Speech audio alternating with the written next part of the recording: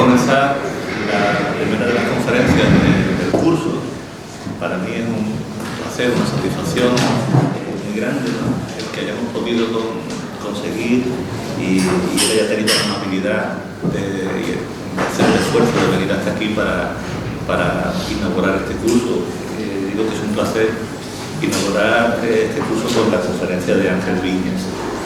Para quienes no lo conozcan, que creo que no será nadie de los que hay aquí, porque es uno de los especialistas más reconocidos en estas temáticas que vamos a tratar aquí. Pues Ángel Viñas es un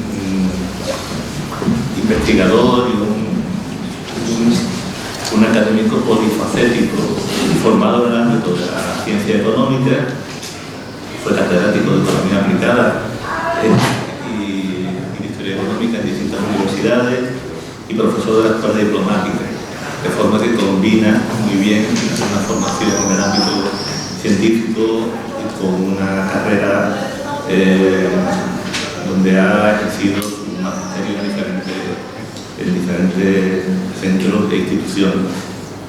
Él escribió ya en el año 79 un libro que es referencia para muchos de nosotros, ¿no? Política Comercial Exterior de España, del 31 al 75. Y digo el 79 porque en ese año Fernando Sigler y yo estábamos empezando la carrera.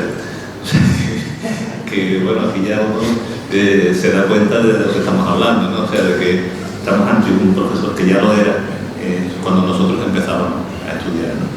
Luego su obra es amplísima, ¿no? Aquí me ha pasado una cantidad de libros que no voy a leer, ¿no? Porque todos están accesibles las referencias en internet, ¿no? Pero sí subrayaré que abrió ventanas muy importantes en dos campos que a mí me han interesado particularmente, ¿no? Uno, el de la relación de España con Estados Unidos en los Pactos de Madrid y el establecimiento de estas relaciones que todavía persisten, ¿no? Con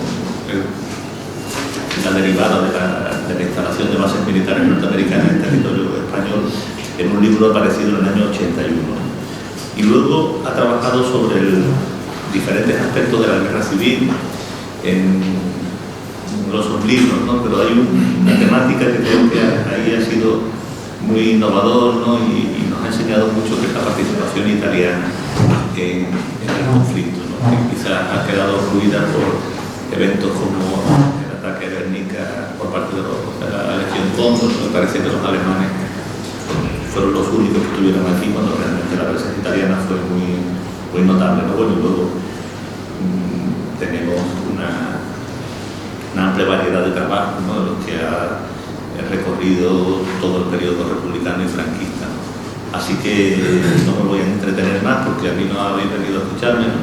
Sino a él, y voy a terminar como empecé, agradeciéndole que haya tenido la amabilidad y haya hecho el esfuerzo, que me consta que lo ha hecho, por estar aquí hoy con nosotros. Te doy la palabra. Muchas gracias, Julio, por esta amable presentación. Muchas gracias a los organizadores por haberme invitado. Voy a empezar como hacen los ingleses. Tenemos aquí conocidos todos ustedes. Hace muchos años, cuando yo era un joven experto diplomático, nunca he sido un diplomático profesional, pero sí un diplomático de educación y de trabajo, el ministro Fernando Morán me envió a una reunión y yo iba muy emocionado porque era el único representante de España en esa reunión. Tomé muchas notas, él estaba interesado en el tema. Voy a ser discreto, no voy a decir el tema ni el lugar.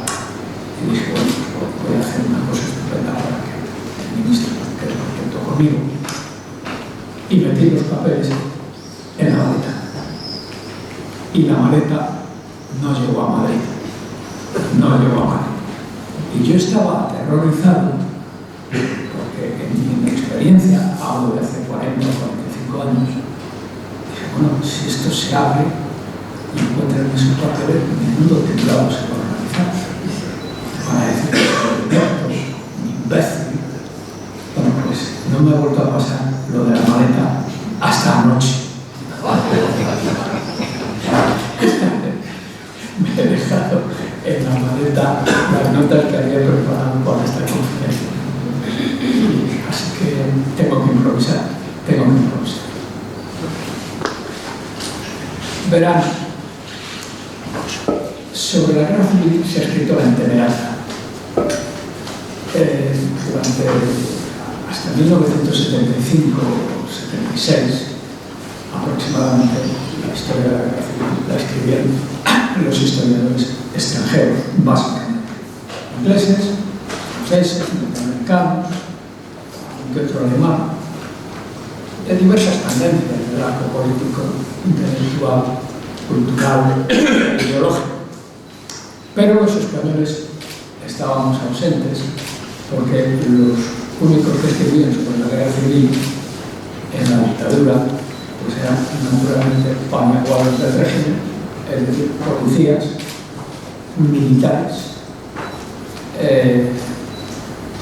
académicos consentistas, periodistas, y se decían una cantidad de barbaridades que luego pues, los extranjeros, dependiendo de las tendencias de cada uno, pues, utilizaban como mejor podían. En cualquier caso, la base empírica de todas esas historias de la guerra civil, y hubo muchas, era muy flojita. Era básicamente la prensa. Para mí no es una fuente primaria, pero en aquella época lo era, falta de otras. Los documentos alemanes capturados por los aliados en 1945 y publicados en una versión limitada en cuanto a extensión en el año 1949 por los ingleses y norteamericanos y en el año 51 por los alemanes en la versión completa, y luego en francés en una versión limitada hasta 1953 o 54. Y paren de contar,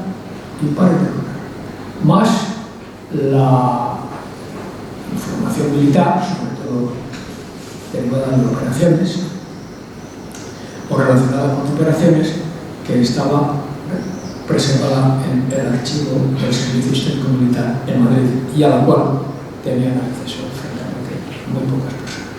Yo lo tuve, pero tampoco encontré nada que me interesaba. Y eso era todo. Yo empecé estudiando los orígenes de la intervención alemana con un capricho de uno de mis catedráticos, en fin, maestro, el profesor Enrique Fuentes Quintana, aprovechando la oportunidad de que estaba destinado en Alemania como agregado consejero comercial de la Embajada Española en Bonn, y que me pidió que se analizara así la financiación alemana de la guerra civil. Bueno, no lo estudié, pero hice otra cosa, y es los antecedentes de la intervención alemana en la guerra civil. Ese fue mi primer libro, se publicó en el año 1974, un título rembombante, La Alemania nazi el 18 de julio, y desde entonces me he dedicado a la historia. He dejado la economía tirada como una colilla, por así decirlo, y me he dedicado a la historia. Siempre siguiendo la metodología que yo descubrí empíricamente en aquella investigación, que es mantenerme lo más posible sin preconcepciones a las que yo he llamado evidencia primaria relevante de época, es decir, los documentos de archivo, lo que está en los archivos y que permiten seguir el proceso de toma de decisiones de los personajes que intervienen en un determinado periodo histórico. He venido leyendo, no lo he traído aquí porque es un libro gordo, un libro de un historiador muy controvertido, como yo también lo soy, canadiense, norteamericano de origen, canadiense de nacionalidad, catedrático de la Universidad de Chicago, el nombre Michael Carney, no les dirá nada, pero es un especialista en la Unión Soviética. Y de hecho, gracia leer en el prólogo que él dice: yo no hago grandes teorías, yo no parto de ideas preconcebidas, yo voy a los papeles. Este es un libro que se ha publicado el año pasado, todavía no se ha traducido, ni creo que se traducirá porque es un libro de 600 páginas, y es un libro de historia diplomática. Yo no hago historia diplomática. Pues bien, él hace historia diplomática, es una cosa perfectamente legítima, ¿no? Entonces, las entrevistas de Stalin, sus ministros, es sobre él lo titula La apuesta de Stalin. Stalin, como ustedes saben, es un nombre que despierta horror, pavor, muy controvertido, por supuesto, con razón, pero no era idiota. Y Carlin, pues, parte de ese supuesto y lo demuestra lo viene demostrando desde el año 1987, 88. Tiene una larga ristra de libros sobre la Unión Soviética y el entorno internacional.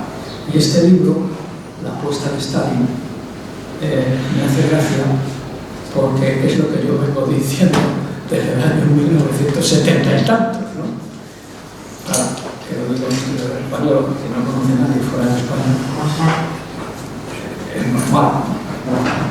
Nadie lo conoce, no me cita a Vigo, que para mí no es ninguna autoridad, pero en fin, lo que viene a decir Stalin, Carlin, sobre Stalin, es que, en contra de lo que se ha dicho y repetido por una historiografía de combate, porque las historiografías de combate no son solo españolas o franquistas, ¿no? También cada país tiene su historia de combate, ¿no? En el marco de la Guerra Fría, de la cual no han salido algunos historiadores muy reputados, grandes biógrafos de España. Yo discrepo de ellos, de casi todos ellos, porque de España no saben nada. De España no saben, tampoco conocen la literatura española, pero sí dictaminan que naturalmente Stalin quería crear aquí una España, una república popular avant la lettre, anticipándose a lo que vendría 20 años después, 10 años después de la Segunda Guerra Mundial, y con eso explican la intervención alemana, la intervención soviética y poco más. Y hacen un servicio adicional al de los historiadores franquistas, para los cuales la guerra civil fue inevitable, porque España estaba a punto de despeñarse por los abismos de la revolución. Ojo, no de una revolución roja, esa por supuesto, sino una revolución comunista. Ya daban fechas, el 1 de agosto de 1936. Nos hemos adelantado por los pelos. Bueno, esta afirmación que se dijo desde el primer momento, que se lanzó a todas las cancillerías del mundo entero, o por lo menos a los grandes países con los que España tenía relaciones, se ha mantenido prácticamente incólume, con algunas variantes a las que ahora voy a referirme, a lo largo de los años del franquismo, y es la que todavía pulula por algunos círculos no académicos, por supuesto, de la extrema derecha. Había que sublevarse para rescatar a España de caer en las garras del comunismo. Esto ya en los años 80 o así ya empezó la cosa a cambiar. No digo gracias a la influencia, por supuesto, pero en fin, era una cosa que no se sostenía, porque afortunadamente en los años 80 aproximadamente empezaron a abrirse con un plazo de 50 años de cierre los archivos británicos, franceses, alemanes en su totalidad, por supuesto, italianos, norteamericanos. Claro, ahí se encontró ya una cosa algo más complicada. Pero los historiadores contando con relevantes excepciones como Bob Preston o Harry Graham por el lado británico, o Gabriel Jackson o Herbert Southwell por el lado norteamericano, no entraron a deshacer realmente los mitos que habían alimentado la propaganda franquista. Después, insisto, esta propaganda ha cambiado de todo. Ya raras veces algún historiador académico afirma español que España estaba a punto de desprenderse de la Revolución Roja impulsada por el Partido Comunista, porque eso, los estudios que se han ido haciendo sobre el Partido Comunista desde hace muchos años mostraban que el Partido Comunista al terminar la Guerra Civil tenía una importancia muy limitada, y que desde luego no planteaba la Revolución Roja de los franquistas. Después, la deriva ha ido por otro lado. La adaptación a las nuevas circunstancias políticas y ideológicas de la actualidad ha ido en dos direcciones. Por un lado, hay autores muy conocidos, no voy a citar nombres, que dicen no, la culpa no era tanto del Partido Comunista como del Partido Socialista, no del todo, sino del Partido Socialista revolucionario, el de Largo Caballero. Largo Caballero es hoy la persona sobre la que caen todas las diatribas posibles e imposibles. Y por otro lado, se afirma, ya se desconecta, bueno, en realidad, contra lo que el ejército se sublevó fue contra la sensación de inseguridad radical que hubo en los meses del Frente Popular, de febrero, de marzo, a principios de marzo, a principios de julio de 1936. Y ahí la literatura es abundante. Así que hoy se presenta a un Franco dubitativo que no sabía cómo se pone la énfasis en Mora, como el hombre que organizó todo aquello. Bueno, yo en mis libros cito naturalmente toda la literatura secundaria que puedo, ¿no? Si ustedes van a ellos verán que en realidad, con escasísimas excepciones, cito también a muchos historiadores que yo no puedo calificar de extrema derecha o de derecha, por lo menos, no civilizada. Y presento mis pruebas, presento esos documentos a los que cargué hace tanto. No había peligro de revolución comunista, por supuesto. No había en realidad peligro de revolución.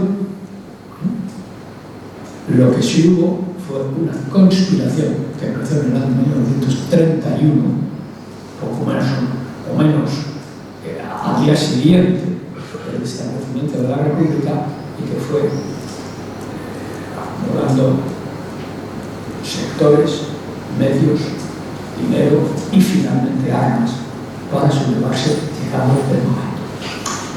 He traído en la maleta los dos libros en los que he desarrollado esta base, esta tesis. Hay muchos papeles que faltan, que han desaparecido,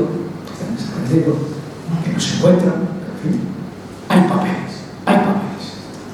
Y quien quiso la guerra civil y el gran error de la República, he sustentado y sustento la tesis de que la revolución no existía, lo que existía era esa conspiración que tenía un triple carácter: monárquico, en primer lugar, fascista, en segundo lugar, y contrarrevolucionaria, en todo caso. Cuando digo fascista, me refiero al fascio español, representado por José Antonio Primo de Rivera y su falange, y sobre todo al fascio italiano. Ya les hablará mañana un colega sobre la intervención italiana en la guerra civil. Yo me limito a señalar que Mussolini se comprometió a suministrar armas muy modernas, aviones muy modernos, a los que se iban a sublevar, a los monárquicos que se iban a sublevar, el 1 de julio de 1936. Y esto no es una cosa que se me ha venido del Espíritu Santo y me ha inspirado, ¿no? Los papeles, los contratos firmados por uno de los colaboradores más estrechos de José Carlos Otero, Pedro Sáenz Rodríguez, están en la calle de Alcalá, en el archivo de la Fundación Universitaria Española, y cualquiera que estuviera allí, a la calle de Alcalá, frente a la estatua es parte de lo que puede verlos. Se encuentran en perfecto estado de conservación. ¿Por qué Pedro Sáenz Rodríguez en sus memorias no dijo nada de eso? Las publicó en el año 1976, un año después de la muerte de Franco. Yo hablé con él antes de publicarlas y me dijo más o menos lo que iba a decir después en sus memorias. Y yo me lo tragué. Dijo algunas cosas que no están todavía demostradas. Yo creo que él las interpretó mal, pero no voy a entrar en ese tema. Pero cayó lo de los contratos. ¿Por qué cayó? No sé. No hay documentación que lo pruebe. Yo personalmente creo que es que porque le dio pena quemar una prueba de su éxito como conspirador. Que luego Sáenz Rodríguez, después de ser ministro de Educación Nacional, se retirara de Franco como tantos otros y incluso se autoexiliara en Portugal, pilotado por el hecho de que era monárquico convencido, y cuando Franco se quedó como jefe del Estado ad infinito, pues esto no lo aguantó. Otros tampoco. El duque de Alba, por ejemplo, se escribió una carta a Martín Artajo, ministro de Asuntos Exteriores, renunció a su embajada en Londres. Dice: yo he venido aquí a servir a España y no servir al caudillo. Bueno, son los únicos casos que yo conozco, pero hubo muchos más. Hubo bastantes más que se metieron en los negocios, se desempeñaron. No me desvío. ¿Qué pasa? ¿Por qué la guerra civil desde el principio tuvo un carácter internacional? Pues muy simple. Porque Mussolini quería hacer de la España rebelde, de la España victoriosa, de la España monárquica, restaurar la monarquía, una especie de peón estratégico que le permitiera desarrollar su influencia hacia el Mediterráneo occidental. Gibraltar. Con Gibraltar en la mano, las cosas hubieran sido muy diferentes durante una Segunda Guerra Mundial o una Segunda Guerra Europea, que tanto Mussolini, ya en 1936, como Hitler, entendían que era inevitable para machacar, destruir, erosionar, en todo caso, la supremacía de las dos grandes potencias que a ambos países les limitaban: Francia por un lado y el Reino Unido por otro. Esa era la justificación geoestratégica. Los monárquicos sabían eso, o lo intuían. Franco se muere después del asesinato de Carlos Otero y después de la desaparición en el accidente de aviación del general Sanjurjo. Pero claro, los italianos intervienen muy rápidamente a favor de Franco. Ya el 31 de julio hay aviones que han aterrizado en Melilla. Se conoce rápidamente.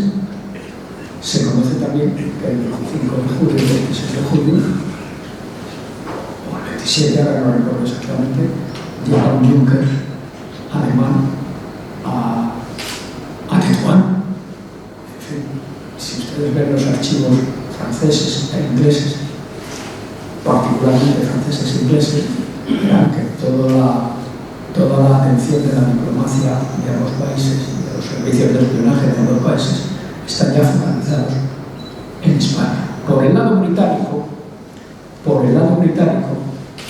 porque ellos, en Londres, el gobierno conservador creía firmemente que en España se planteaba el peligro de una revolución roja. les parecerá absurdo, pero eso era lo que decía el embajador de Su Majestad en Madrid, Sir Henry Chip, uno de los más lamentables ejemplos de la diplomacia británica de la época, en contra de lo que había dicho Trump, quien entendía la política española en los términos que más o menos solo se entienden, ¿no? Como la pugna por modernizar a España, por poner a España al nivel de los países europeos occidentales, y que eso naturalmente implicaba de alguna manera enfrentarse con el statu quo, que era lo que querían realmente los monárquicos. Statu quo fascistizado, pero statu quo. Y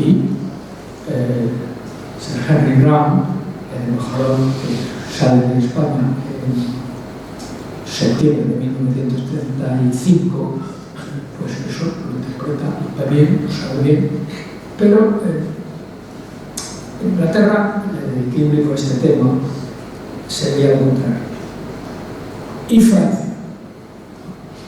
Francia había sido muy preparada en los medios políticos por los conspiradores monárquicos, particularmente por un señor cuyo nombre no les dirá nada a ustedes, el ex embajador de la monarquía, José María Quiñones de León, pero que era un hombre adicto a su desperdada majestad y que manipuló a 25 años en Francia, era más francés que español, y había manipulado a la derecha francesa, preparándola para, en su momento, apoyar el golpe. Esto ya lo he empezado. Todavía no se conoce muy bien, porque los papeles de Quiñones de León, con algunas extracciones, no están completos. Para una etapa distinta, su servidor, que les habla, ha sido el primero en verlos, pero a partir del año 38. Pero ya en el año 36, 34, 35, he señalado la importancia de Quiñones de León. En fin, en una Italia firme a los órdenes del Duce, con una Inglaterra en retracción, con una Francia dividida por el estallido de la guerra civil, lo que se crea a petición francesa es una política de no intervención. Dejemos a los españoles que se entrematen entre ellos, y nosotros lo que tenemos que hacer es evitar que las consecuencias de la guerra civil que ha estallado en España desborden sobre Europa. Una política, esta de no intervención, absolutamente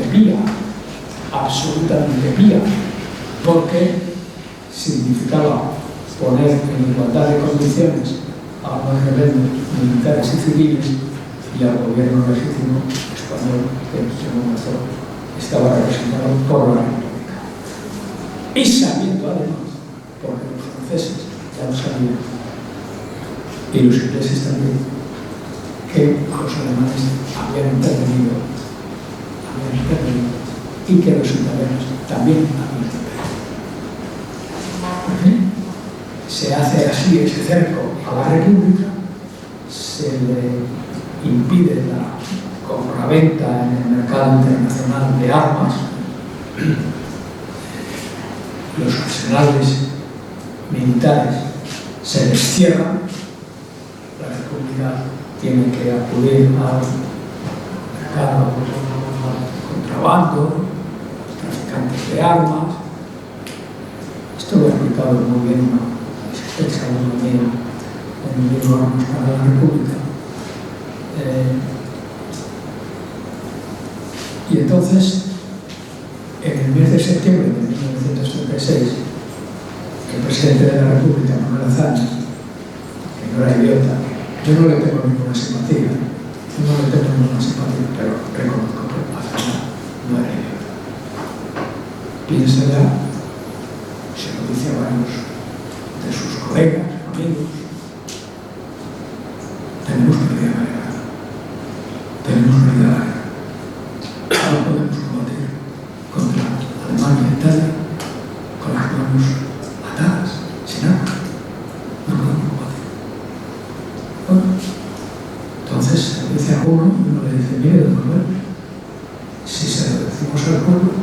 nos cuentan, porque como consecuencia de la sublevación ha estallado en las zonas republicanas, fieles a la República, pues la revolución, aquella que temían, que nadie pensaba en ella, antes de julio de 1936, pero casi hace poco que inevitable en el gobierno para defenderse, sobre todo en Madrid, decide dar armas al pueblo, el pueblo soberano, con armas, pues hace lo que hace. Y esta es claramente la revolución, que a su vez sirve para fortalecer la resistencia británica a apoyar a la República. Es decir, es una profecía autocumplida. Ellos que creían que iba a haber una revolución, cuando estalla en la zona republicana, pero si teníamos razón, y eso hace que Inglaterra empiece a jugar el papel de malo de la película, conociendo perfectamente lo que estaba pasando en España. Esto se puede decir ya con cierta autoridad, porque los franceses y los ingleses, afortunadamente, con escasísimas excepciones relevantes, desde luego, han abierto los archivos para los años de la Guerra Civil y de la Guerra Mundial. Lo que queda por abrir, y eso lo he intentado modestamente a ver si me dejaban verlo, y me han dicho que no, claro está, es el papel que en este juego desempeñó el Servicio de Inteligencia Exterior MI6 británico para informar a las autoridades de Londres sobre lo que creían que pasaba o veían que pasaba. Es uno de los reductos que todavía quedan por explorar en los archivos británicos, si es que los papeles de MI6 correspondientes al periodo de la Guerra Civil y de la Guerra Mundial no se han destruido, porque lo que se ha publicado, hay un historiador ya fallecido que hizo una historia de la MI6 desde los comienzos hasta 1946, lo que dice sobre España en la Guerra Civil y en la Guerra Mundial es pura basura, pura anécdota, nada. O bien no hay papeles, o bien no se lo dejaron ver. Aun cuando el director general de la MI6 afirma en el prólogo de que fulanito de tal, la se me ha olvidado el nombre, ha tenido acceso a todos los archivos. Bueno, es posible que haya tenido acceso a todos los archivos. En ese caso, alguien los ha destruido. Hablando de los ingleses, yo tengo mucha simpatía por el Reino Unido. Si vieran ustedes en el periodo de la Guerra Civil, 36-39, ¿cuál es, después del estallido de la Guerra Civil en España, cuál es la crisis política y diplomática más importante del periodo? ¿Qué ven ustedes? Los acuerdos de Múnich, 1938, septiembre de 1938.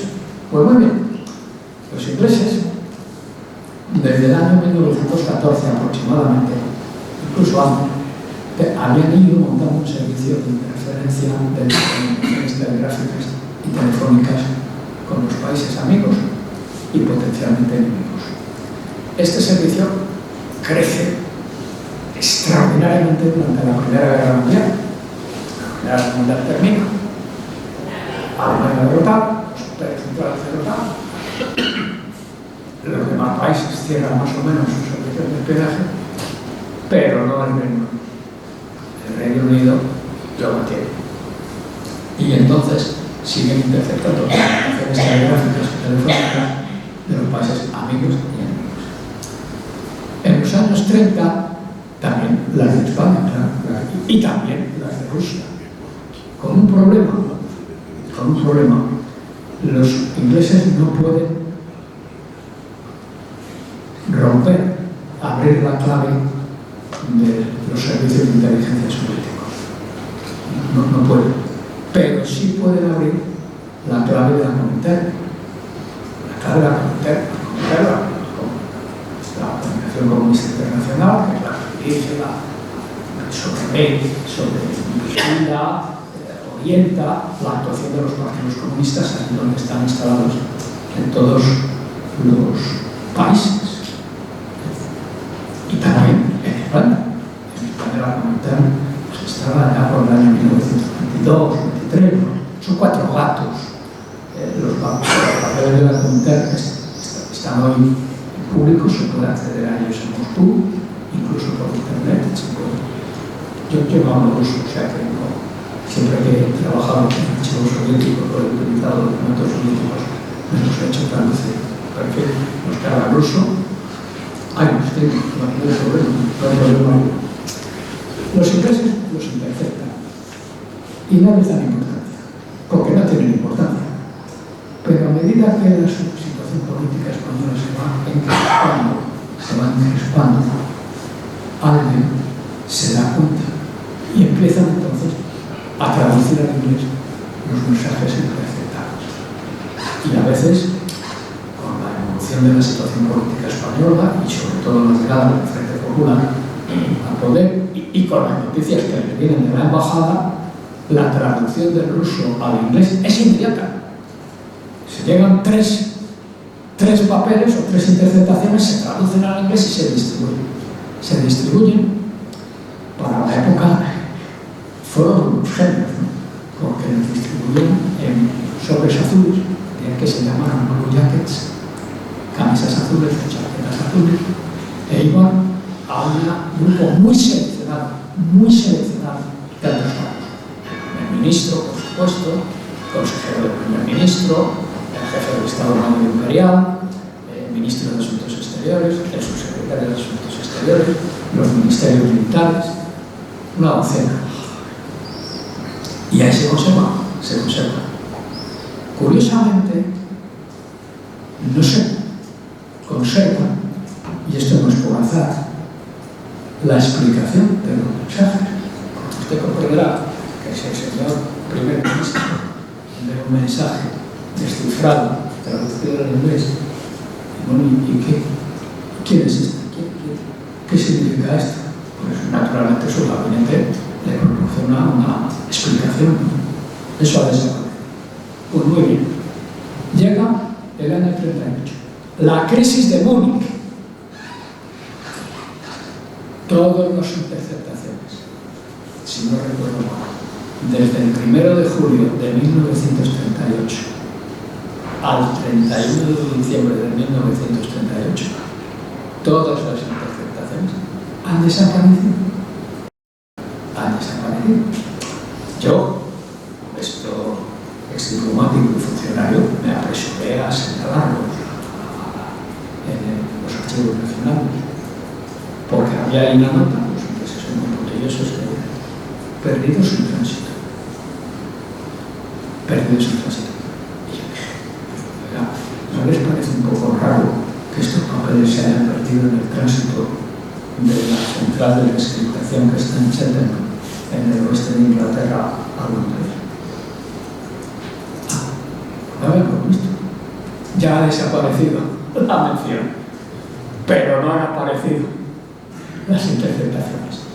Quiero decir con ello que los ingleses, que son para mí los malos de la película, en cuanto a la guerra civil se refiere, sabían perfectamente lo que estaba pasando en España. Sus interpretaciones estaban muy teñidas de ideología, en el Foreign Office, el único director general, que era precisamente el que llevaba las relaciones con la Unión Soviética,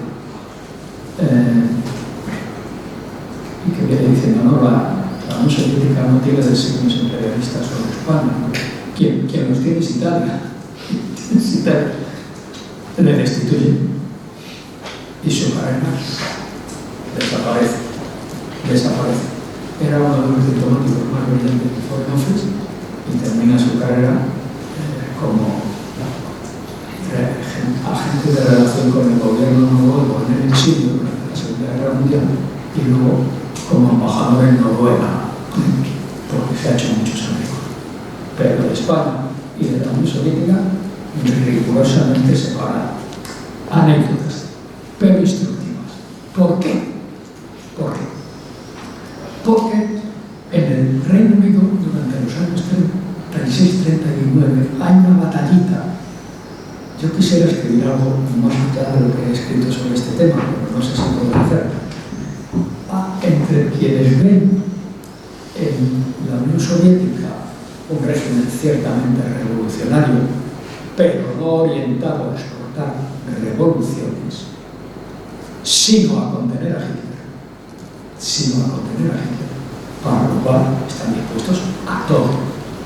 Y aquellos que siguen, a pesar de ser diplomáticos tenemos su ideología, de una manera muy clara, que son furiosamente y rabiosamente antisoviéticos, como lo son los mandos del Foreign Office y del Estado Mayor Imperial. Esto está reflejado en la minuta, no creen que no.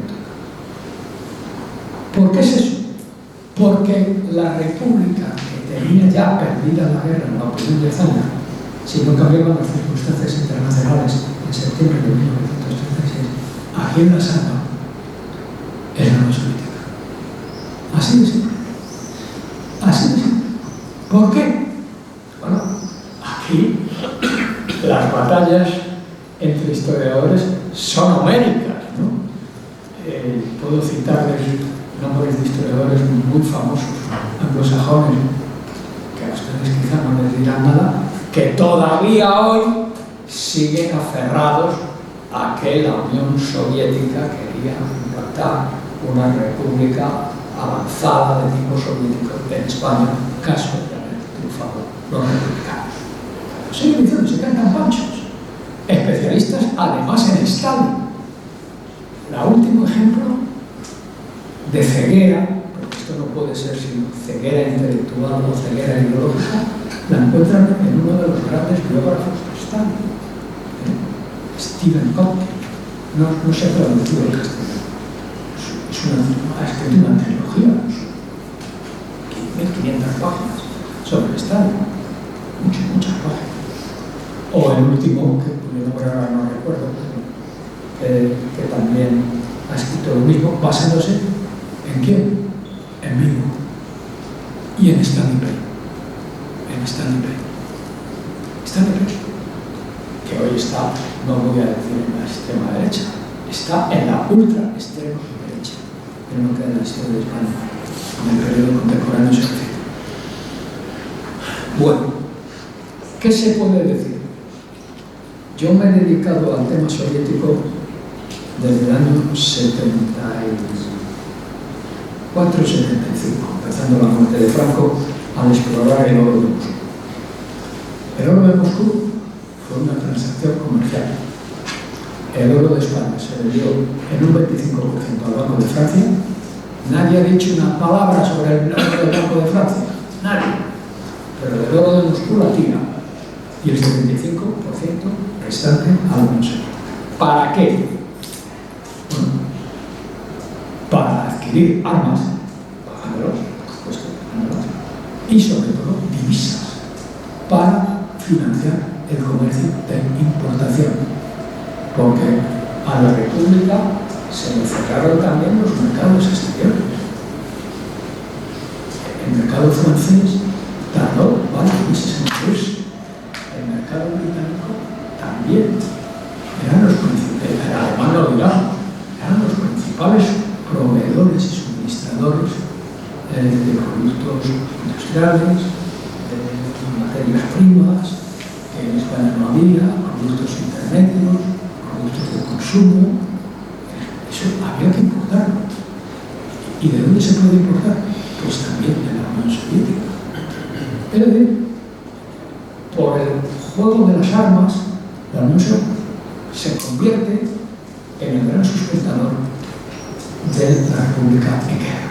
Y naturalmente, la Comintern, porque detrás la Unión Soviética está en la formación de las brigadas internacionales, sobre las cuales se han desarrollado miles de mitos por derechas y por izquierdas, pero a los que no me voy a referir, y también la formación del Ejército Popular, denominado el Ejército Rojo, gracias a los asesores, en parte gracias a los asesores soviéticos que tienen relaciones a veces encrespadas con sus colegas españoles, porque no conocen la mentalidad española, porque no conocen el español, porque tienen que basarse en intérpretes. Lo mismo, por cierto, pasa, y esto se olvida con frecuencia, en China, cuando los comunistas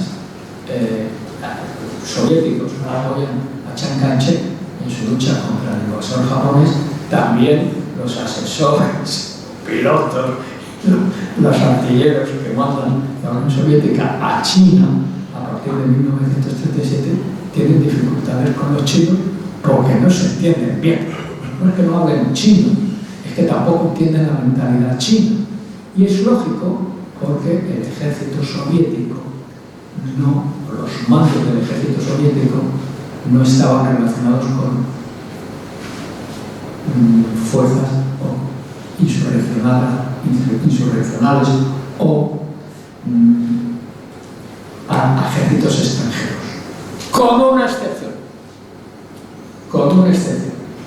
Desde 1923 a 1933, el ejército rojo, como se llamaba, soviético, y el ejército alemán, disminuido después del Tratado de Versalles, tienen una colaboración intensísima. Los alemanes porque quieren no perder el hilo de los avances técnicos y necesitan hacer pruebas con aviones, con tanques, con artillería, y eso lo hacen en la Unión Soviética. Y los soviéticos porque tienen que ponerse al día de lo que ellos consideran el gran ejército alemán, que fue derrotado en la Primera Guerra Mundial y tal, pero que todavía tenía un repositorio de experiencias técnicas que el ejército rojo no tenía. El ejército rojo, ni que decir tiene, se forja en la guerra civil adicionada de una guerra internacional pequeñita, pero no hay que olvidar que norteamericanos, franceses, ingleses, checos, polacos intervienen también en la guerra civil rusa al lado de los tropas zaristas. No tienen éxito, pero en fin, intervienen. Los alemanes,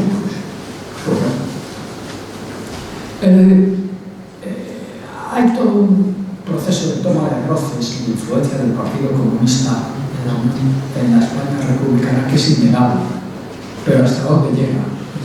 ¿Hasta dónde llega?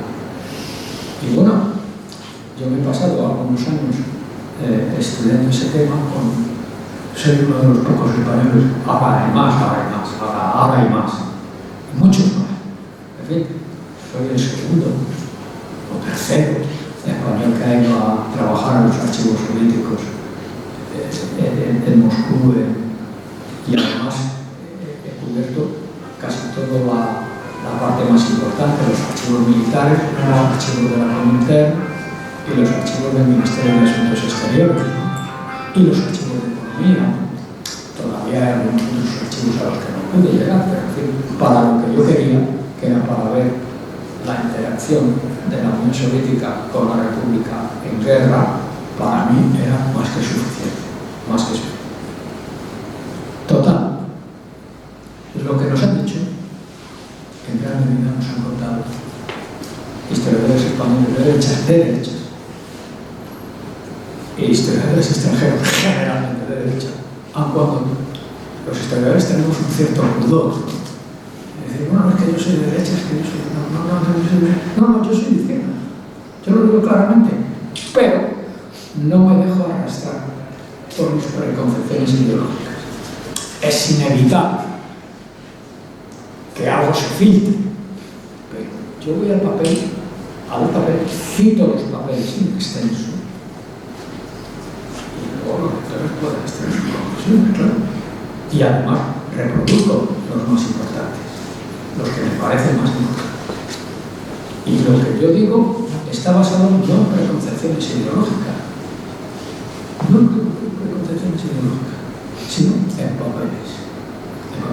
Y de los papeles, no de dos papeles, sino de 7.500 papeles, a lo mejor que utilizo para escribir un libro, pues estiro mis conclusiones. Y termino anunciándoles que con un amigo, estoy terminando ahora, esta semana, quizá dentro de 15 días, el agujero que me quedaba. Y es, a mí siempre me sorprendió que la primera actuación de Stalin de cara a la guerra civil, aparte de nombrar un embajador, los historiadores anarquistas, los historiadores socialistas han dicho, bueno, claro, ahí metieron a Rosenberg para que Rosenberg aquí a latigazos nos hiciera obedecer las órdenes de Lenin o de Stalin. Todo eso es mentira, todo eso es mentira. Pero en fin, en un penúltimo libro, que no he podido traer porque no tengo ejemplares, que se titula Oro de Enero,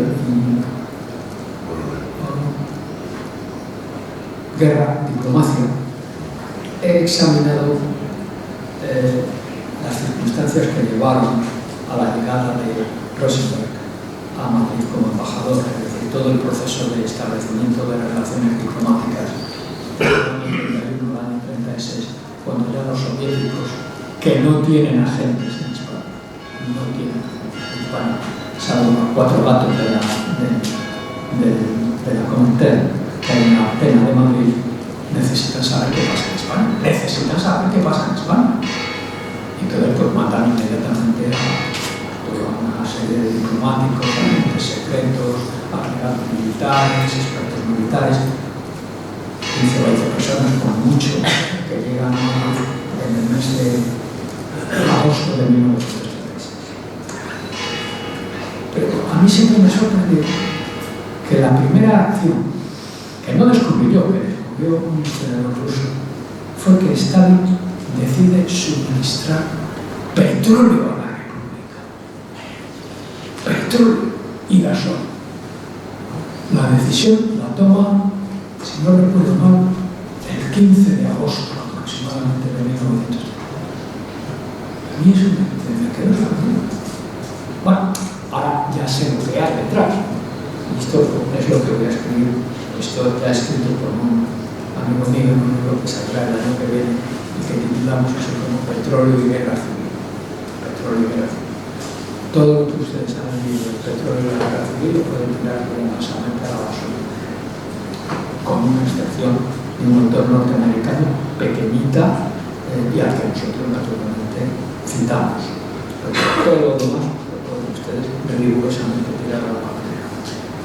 Venía un proceso largo que inició don José Calvo Sotelo cuando era ministro de Hacienda de la dictadura primorodevista del año 1928 para compensar la dependencia del petróleo norteamericano que le suministraba a España la Royal Dutch, la Shell y la Standard Oil y otras, y crea CAMSA como monopolio del Estado, y cuando los norteamericanos y los ingleses le hacen la vida imposible, pues nada, no queremos saber nada de usted. Pues, ¿qué hace Calvo Sotelo? Pues acudir a la Unión Soviética. A la Unión Soviética. La derecha española acude a la Unión Soviética. Bueno, entonces hay unas relaciones muy importantes entre CAMSA, monopolio de petróleo y la Unión Soviética de los años 30, porque nadie sabe nada. Y claro, en el año 36 los rusos sí saben, porque los rusos son exportadores netos de petróleo, exportan para conseguir divisas y además a precios a veces de dumping, pues porque tenía esa relación que venía desde el año 29 o así con España. Primero con la monarquía y luego con la República. Eso lo vamos a explicar. Y vamos a explicar también cómo fueron precisamente los norteamericanos quienes, en el marco de su cruzada anticomunista y a pesar de que business es business, Roosevelt establece relaciones diplomáticas con la Unión Soviética en el año 1934, pues, y sigue exportando material que va a ser de guerra luego para los rusos. También se hace loco en cuanto a los suministros de petróleo norteamericanos a la España franquista, que es lo que le permite sostener una guerra crecientemente moderna, mientras que la República solo puede recibir petróleo vía el Mediterráneo o vía el Atlántico en condiciones muy precarias, porque durante la guerra civil el mar Mediterráneo se ha convertido en un lago nazifascista, generalmente más fascista que nazi, pero fascista. Es decir, que en el plano político, en el plano internacional, en el plano diplomático, en el plano de los suministros de armas, en el plano de los suministros de petróleo y en el plano de los suministros para el funcionamiento normal de la economía, la República estuvo siempre handicapeada. Y yo me pregunto, ¿quién hubiera podido resistir lo que resistió? ¿No? ¿Quién hubiera podido resistir lo que resistió? No hay nada más que mirar el caso de Ucrania ahora. ¿Quién hubiera, con las armas contadas, se ha hecho la contabilidad de las armas? ¿Y por qué ayudó? La pregunta de mi con esto termino. Está en la República. No por solidaridad, por letal. Eso se decía, era la propaganda, por razones mucho más de peso, mucho más de peso. Desde el año 1933, los soviéticos empiezan a ver como enemigo en el oeste al Tercer Reich. Y no sé qué. Tercer Reich, Alemania. Y en el oriente, extremo oriente, a Japón, que ha intervenido en China y se acerca rápidamente hacia Manchuria y a las fronteras soviéticas de Siberia. Y a pesar de toda la propaganda, a pesar de toda la publicidad, el ejército soviético está hecho una patada. Necesita más modernos. ¿Quiénes les suministran los prototipos? Básicamente los norteamericanos. Business is business, claro. Es decir, cuando el Mediterráneo se convierte en un lago inaccesible a los militantes soviéticos, esta revolución se acabó. Y eso lo dice el 15 de febrero de 1939, porque las armas ya no llegan a la República. Y todas las discusiones intraespañolas, entre historiadores españoles, que hay, las hay muchas, son puro juego de niños infantiles. Porque cuando se habla los papeles, se demuestra el ritmo de llegada de los barcos y cuando los barcos dejan de cesar. Dejan de poder atravesar Francia, porque Francia ha mantenido, con este término, una postura ambivalente. Mantiene la intervención, pero es una intervención, como dicen los franceses, relâché. A veces abren la frontera, luego la cierran. La frontera está abierta más o menos desde el otoño del 37 al mes de junio de 1938. Está abierta, pero no se sabe lo que pasó, pero pasó muy bien. Gracias a ese material, la batalla de Ebro pudo mantener la República durante varios meses. Y después, cuando todo el mundo dice que ya no mandaban, ya no dejaron pasar armas, siguieron dejando pasar. Pero claro, en pequeños cantidades. Cifrarlas a mí me ha resultado imposible porque no he encontrado papeles. Eso no significa que no haya, pero yo no los he encontrado. Pero vamos, no fueron, desde luego no fueron soviéticos, fueron adquiridos en el mercado internacional por los traficantes de armas, pero los traficantes de armas no pudo ser, y sobre todo no pudo ser material pesado.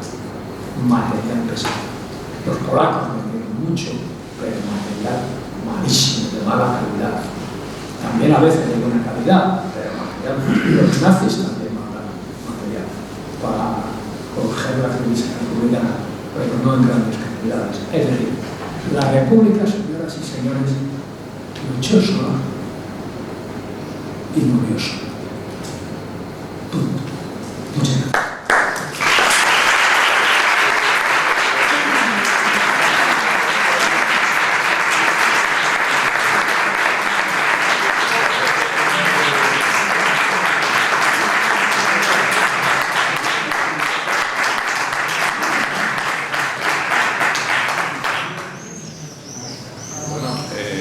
Ha sido una ventana, ¿no?, amplísima la que se nos ha abierto aquí, y ahora, como tenemos tiempo suficiente, podéis intervenir también.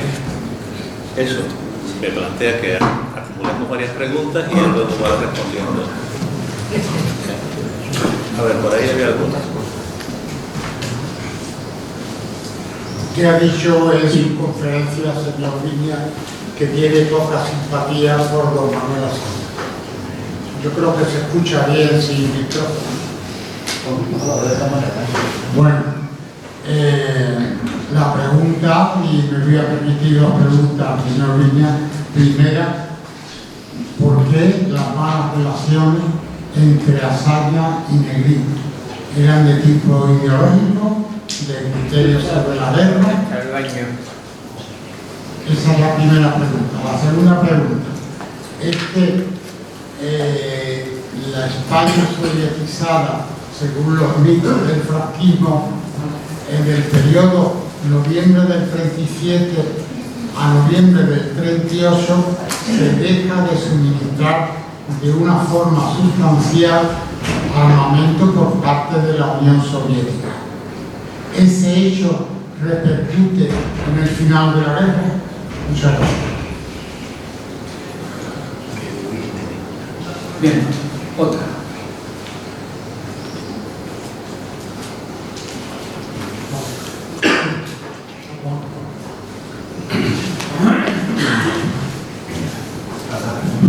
Sí, una breve reflexión.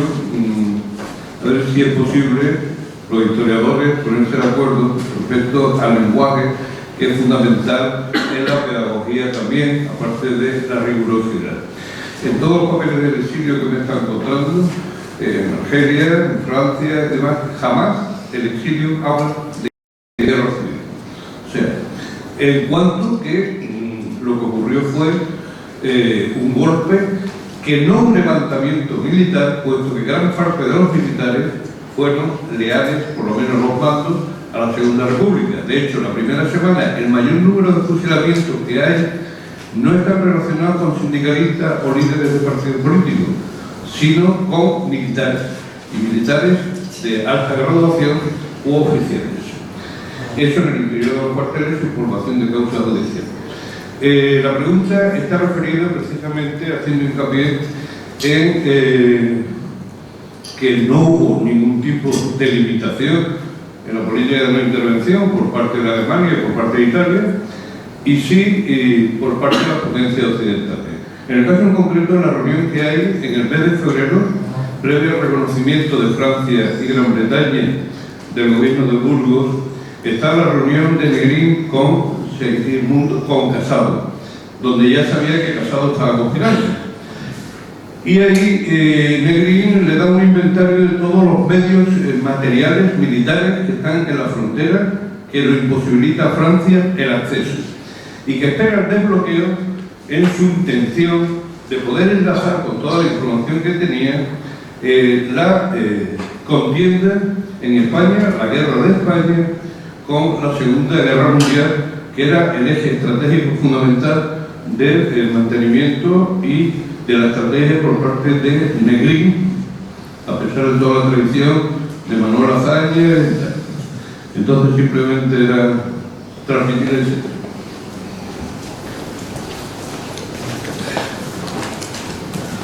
Mi pregunta es muy corta.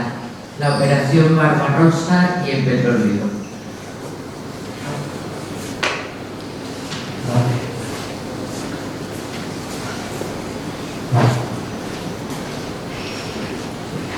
Bien.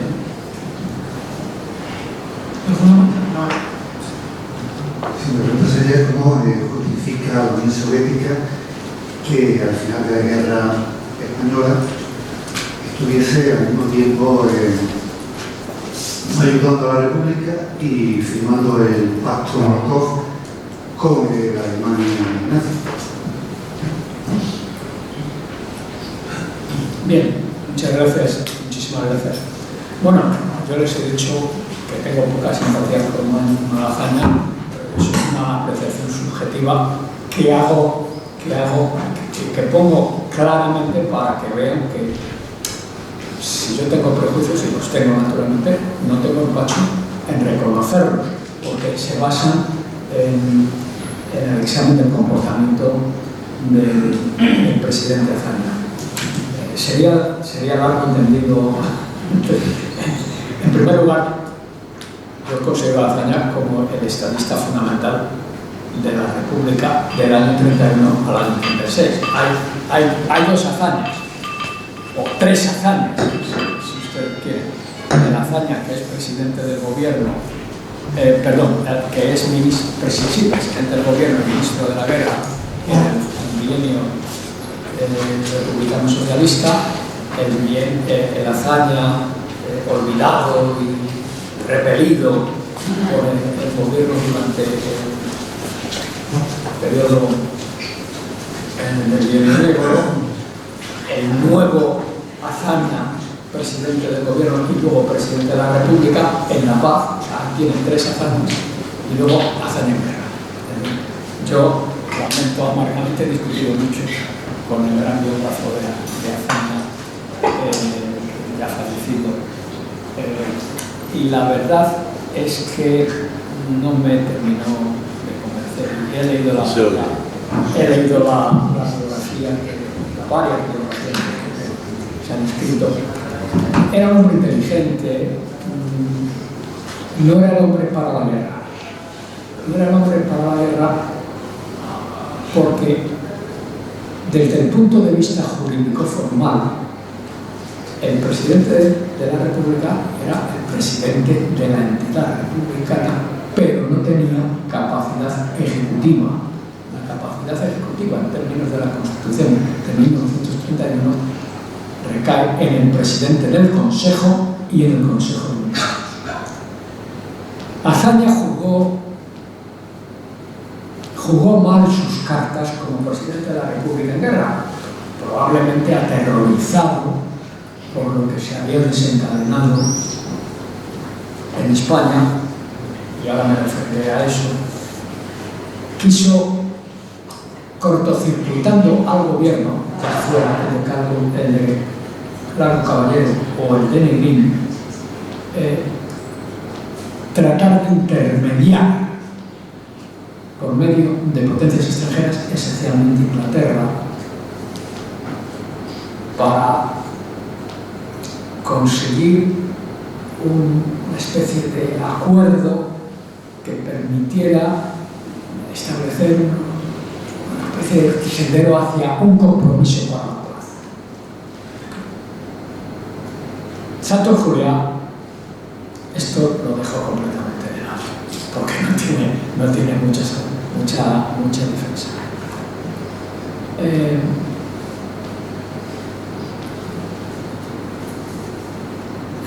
Vamos a ver.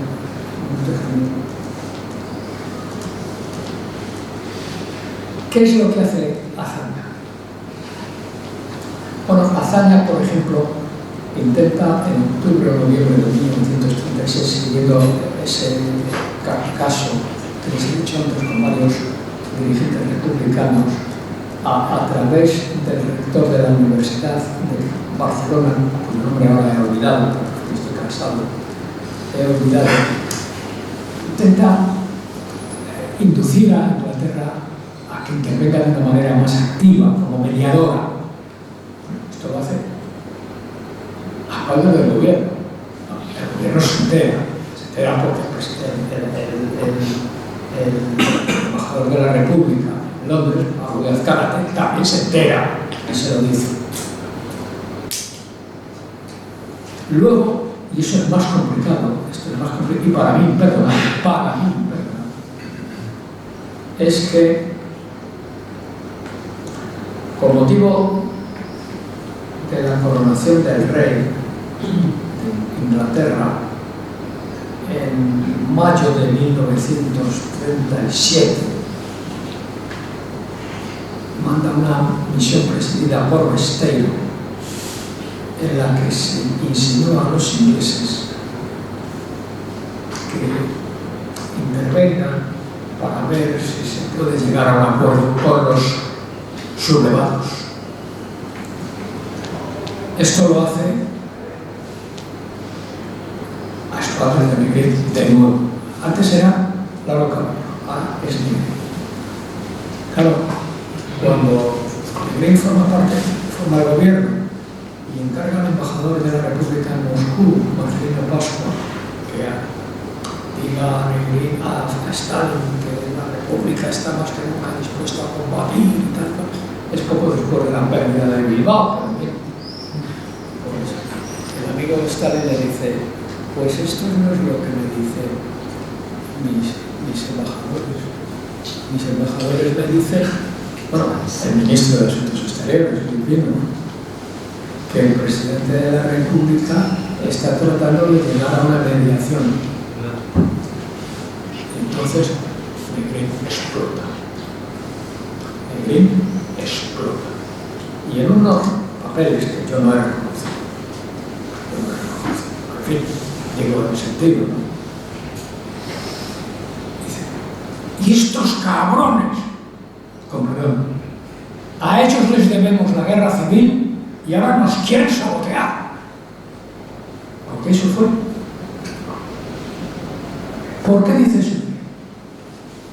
Porque Negrín, como muchos otros dirigentes socialistas, conocían que se estaba preparando un golpe. Esto lo dice Prieto, lo dice Zaragoiti, lo dicen varios dirigentes socialistas que hicieron llegar al gobierno su preocupación por la preparación de un golpe y que el gobierno se quedó después.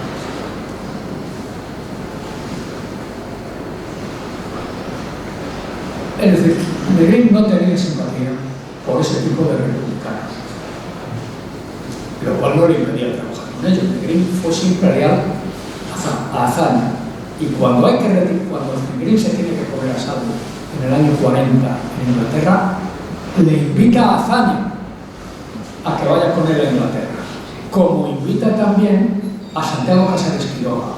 Negrín no tiene odios personales, tiene rencillas, tiene divergencias políticas serias. Eso no le impide tratar de salvar a todo el mundo.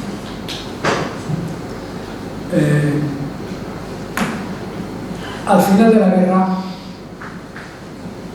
esto lo he explicado yo con un amigo mío, Fernando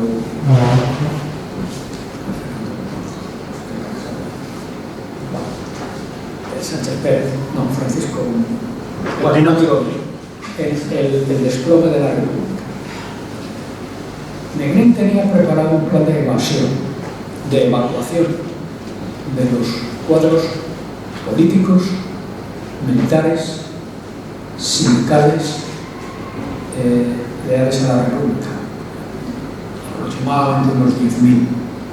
Claro, tenía los medios de los que nadie sabe una palabra, por decirlo, porque había contratado una serie de barcos aprovechando la compañía francesa de France Navigation. Y eso sospechando que Casado estaba conspirando, se lo cuenta, más o menos se lo cuenta. Casado, que está comprado ya por los agentes de Franco, y por Besteiro, otro ídolo socialista, no hace caso, da el golpe y se encuentra ¿con qué? Con nada, porque no tiene posibilidad alguna de explotar, salvar, aprovechar el dispositivo nacionalista que ni siquiera conoce. Con lo cual, Besteiro, santo socialista, si lo sabe, y Casado son responsables de que Franco mate, juzgue, condene, meta en prisión a miles de cuadros comunistas, socialistas, republicanos, porque para Franco todos esos son escoria. El término escoria lo utiliza Franco, no yo. Son la escoria de la nación, así dice, y como tal había que tratarlos. Fíjense. Bueno, Azaña, el libro que sí voy a dejar mañana, ya ha llegado en mi maleta, El gran error de la República. Yo comprendo que hay mucha gente a la que esto no le gusta, pero si tienen mejores papeles, que lo saquen. Yo no escribo historia definitiva. No hay historia definitiva, ni historia definitiva. En parte porque luego salen los papeles y hay que cambiar de opinión.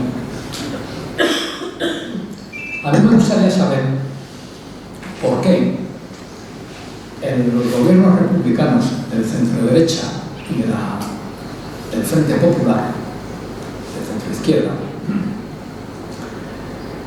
no hicieron caso a las advertencias que les hizo un espía infiltrado en la Unión Militar Española por la Dirección General de Seguridad y que era un alto cargo del ejército, no sabemos el nombre.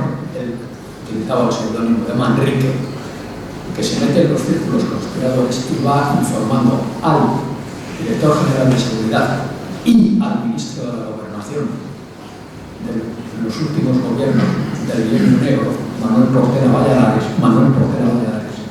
que por cierto de eso no dice para nada en sus memorias, lo que pasa por sus memorias, como tampoco lo dice Azaña, como tampoco lo dice el presidente del gobierno, Casares Quiroga, que está informando constantemente a lo largo de 1935 de la conspiración, porque está en las filas de la conspiración. Incluso escribe panfletos, porque se hace pasar como un hombre de extrema derecha, militar, un doloroso que va contra el comunismo, y tal, escribe algunos de sus panfletillos. ¿Por qué no le hacen caso? ¿Por qué no hacen caso a las advertencias que le vienen?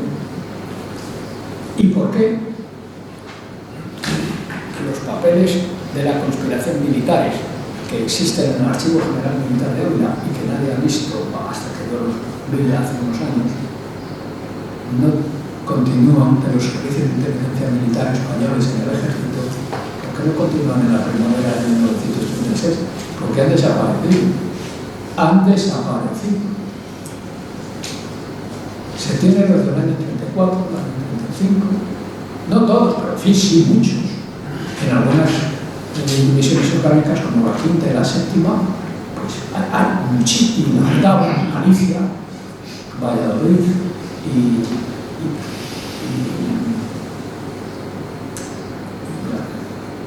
una otra. Hay mucha documentación de los archivos de inteligencia militar. Primero sobre los rojos, después sobre los franquistas o los monárquicos. Cuando han desaparecido, alguien tiene que hacer algo con eso. Así que yo, francamente, no estoy muy entusiasmado con el Franco. Historiadores. Bueno, rigor. Bueno, el rigor depende de dos factores esenciales. En primer lugar, de la disciplina y de la capacidad del historiador en comprender, interpretar papeles. La historia que yo escribo es una historia de la acción del hombre. Las mujeres, para mí, en estos temas no cuentan, no contaban todo el que contaban en otras cosas, pero en estos temas no contaban, no había mujeres en el servicio diplomático, no había mujeres en el ejército, no había mujeres en el servicio de inteligencia, por ejemplo. Así que no se puede pedir que las mujeres hicieran muchas cosas en esos ámbitos de los que estaban excluidas, ¿no? Era un mundo completamente diferente, ¿no? Era un mundo completamente diferente. Pero en fin, eso de las capacidades propias del investigador y luego de su humildad, de la capacidad de humildad. ¿Por qué? La historia definitiva. Tienen ustedes que entender eso. La historia definitiva, además, está sujeta a interpretaciones que cambian con el paso del tiempo. Con el paso del tiempo. En ciertos ámbitos, los ámbitos que los franceses llaman de realismo,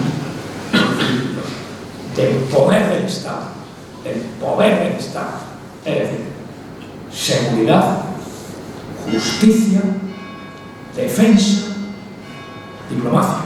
Esos son los ámbitos absolutamente centrales del Estado. Incluso en los países más descentralizados, eso forma parte del cogollo de los poderes del Ejecutivo, con algunas limitaciones mayores o menores por parte del legislativo y siempre de la judicatura en los países más avanzados. Pero esos son los poderes del monarca, sea monarquía, sea república, sea lo que sea. Lo mismo pasaba en otros países en aquella época. No explica todo. No explica todo. Pero la historia que yo escribo, para esa historia, ese tipo de historia, son fundamentales.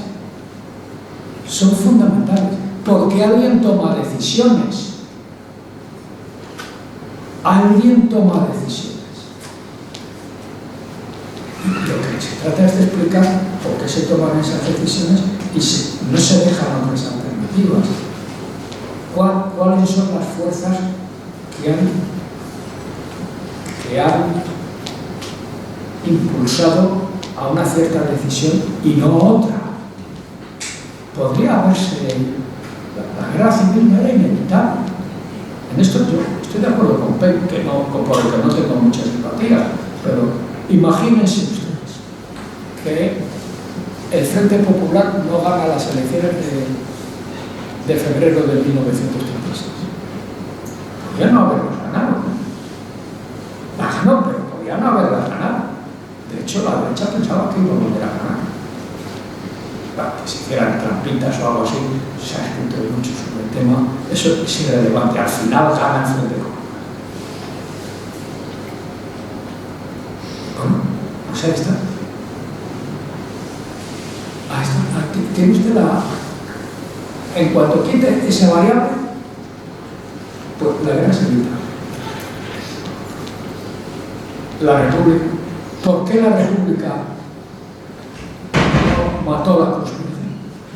Pues si tenían información que todavía no es conocida, porque probablemente ha desaparecido. ¿Por qué no la mató? Se pueden hacer hipótesis, pero lo hecho es que teniendo información no la mató. No hubiera habido guerra civil. Incluso la guerra civil, la sublevación, hubiera podido cambiar de cariz. Imagínese usted que unos cuantos pistoleros socialistas no matan a Carlos Sotelo. Carlos Sotelo se hubiera ido tranquilamente a la zona en que se iba a sublevar. Para disimular esto se dice que iba a ir a Portugal, pero es igual, podría ir a Portugal y después pasarse a la zona que se sublevaría. Y ahí Franco hubiera tenido un competidor absolutamente fundamental. ¿Qué hubiera pasado si Sanjurjo no muere en accidente de aviación debido a la impericia del piloto? Pues los sublevados hubieran tenido una cabeza política, Carlos Sotelo, y una cabeza militar, Sanjurjo. Y Franco, pues, general de división. ¿Qué hubiera pasado si Godet se queda tranquilamente en Mallorca y no da el salto a Barcelona, que era donde más peligro había para el triunfo de la sublevación? Pues que Franco hubiera tenido un competidor. Ahora, sobre esto, francamente, se pueden diseñar escenarios alternativos, pero como juego intelectual. Como un juego intelectual, porque lo que pasó, pasó. Y lo que el historiador tiene que hacer, en mi opinión, es explicar lo que pasó, tanto la superficie de los hechos como lo que no está en la superficie de los hechos, y por qué pasó.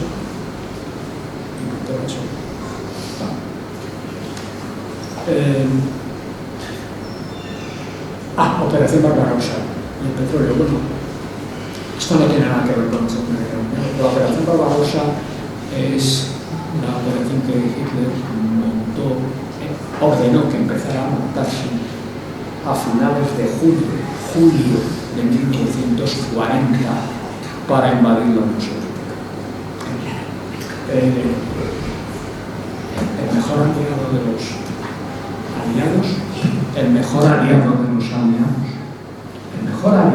aliados fue Hitler.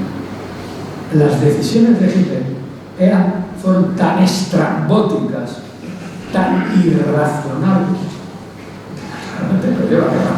No, podría haberla ganado, pero invadir la Unión Soviética, declarar la guerra a Estados Unidos. Una cosa, ¿a quién se le ocurre? ¿Por qué? Porque no tenía por qué declarar la guerra a Estados Unidos en diciembre de 1941. La declaró Hitler en Estados Unidos. La raza de negroides, subhumanos, negroides. Hitler no había salido en su vida de la Alemania, no conocía nada de nada, pero pontificaba de todo. Bueno, entonces él empezó a ordenar que se preparara la Operación Barbarossa por varias razones. La primera, que ya había explicado en Mein Kampf, para conseguir territorios de asentamiento en el este, en donde a los eslavos iban a ser una especie de hilotas, de esclavos al servicio de la raza de señores, la raza aria, y en donde la raza aria tendría amplias oportunidades, espacios geográficos y anchos para expandirse y constituir la base del Reich de los 1000 años. Pero también tenía prisa por ocupar los campos petrolíferos de Bakú, porque esto yo no sabía nada, pero ahora con la cosa del petróleo y la guerra civil he tenido que leer algo más, ¿no? Yo sé algo más, no mucho, pero sé algo más. Alemania se surtía de petróleo, la Alemania guillermina y la Alemania de la República de Weimar y los primeros años de Hitler, se aprovisionaba de petróleo básicamente de síntesis. Petróleo obtenido por destilación de quistos luminosos, pero también de los pozos rumanos y de los pozos petrolíferos de la zona de Bakú, que es el caso. Claro. Y también se sabe de los suministros que le hacían grandes petroleras norteamericanas. Standard Oil en primer lugar. Bueno, él quiere hacer la operación Barbarossa, quiere llegar rápidamente al Cáucaso y Rumania, que es aliada del Tercer Reich, para asegurarse el aprovisionamiento de petróleo. Y la verdad es que los alemanes mantienen durante los años 40 a 43 una muy buena capacidad defensiva, aérea, a base, y mecanizada a base del petróleo de síntesis que ellos habían producido. Las cifras se conocen. Entonces, los historiadores españoles no lo conocen mucho, pero en fin, hay cantidad de artículos y de libros escritos sobre el tema. Pero cuando pierde el acceso, no llega a los pozos de Bakú, no llega, si le corta el petróleo norteamericano, los bombardeos aliados destrozan muchas refinerías también, disminuye la capacidad de síntesis. Francamente, a finales del año 44, Alemania está ya de rodillas en términos de petróleo para la movilidad de sus tropas y de sus aviones. Hay una anécdota que dicen unos autores, yo la reproduzco en este libro próximo, pero digo la fuente, lo que pasa es que la fuente no la conocía, que en el momento más álgido, más potente de la batalla de Inglaterra, en septiembre de 1940,